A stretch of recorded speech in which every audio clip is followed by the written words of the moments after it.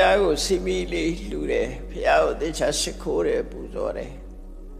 ကမ္မထံလေးနေ့စဉ်နိုင်ဝဲလောက်ထိုင်တယ်အသေးဖွဲလေးလို့ထင်အောင်ထင်မယ်နေ့စဉ်စွန်တစွန်လောင်းတယ်အသေးဖွဲလို့ထင်အောင်ထင်မယ်သို့တော့အဲ့ဒီလှုပ်တဲ့ကုသိုလ်ကောင်းမှုတွေဟာကိုယ်စီမရောက်ဖဲနဲ့ပြောင်းပြတ်သွားမယ်လို့အထင်မသေးနဲ့တဲ့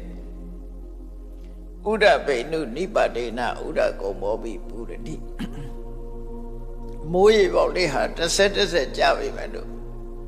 အိုးကြီးဟာပြည့်သွားနိုင်တယ်အဲ့ဒါလို့ပဲတိရောပုရတိပုံညတထောကံပိအားစေတယ်